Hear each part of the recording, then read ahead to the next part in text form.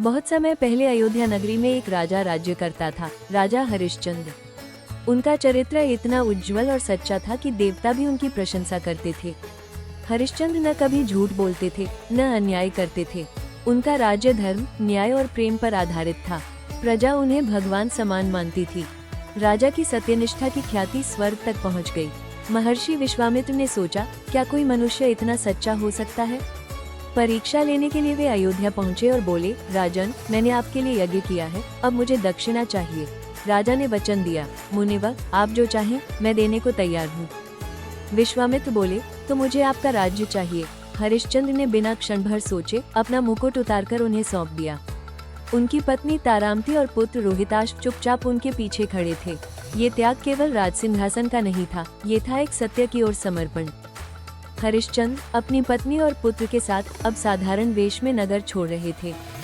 सड़कें सुनसान थी, लेकिन उनके भीतर आत्मबल था।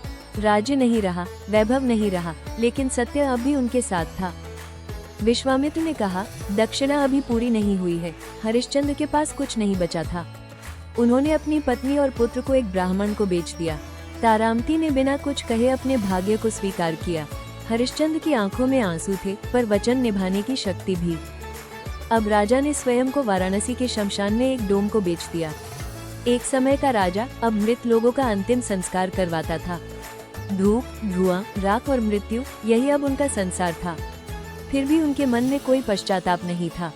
एक दिन तारामती का पुत्र रोहिताश बीमार हुआ और मर गया। तारामती अपने मृत पुत्र को गोद में लेकर शमशान पहुंची।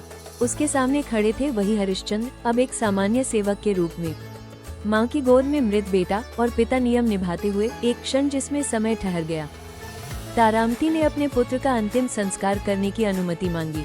हरिश्चंद्र ने कहा, शमशान का नियम है, शुल्क देना होगा। तारामती के पास कुछ नहीं था।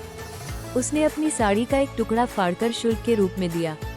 ये केवल कपड़ा नहीं था, ये था एक माँ का आखिरी सम्मान और एक पिता की अंतिम परीक्षा। जैसे ही साड़ी का टुकड़ा दिया गया, आकाश से दिव्य प्रकाश उतरा। देवता प्रकट हुए, इंद्र, यमराज और स्वयं विश्वामित्र। वे बोले, राजन, आपने सत्य और धर्म की जो पराकाष्ठा दिखाई है वो अमर है। अब ये परीक्षा समाप्त हुई। देवताओं ने रोहिताश को जीवित किया।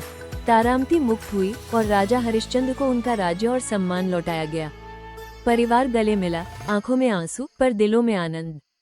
हरिश्चंद्र का जीवन हमें आज भी सिखाता है कि सत्य की राह कठिन हो सकती है, पर उसका अंत सदैव दिव्य होता है।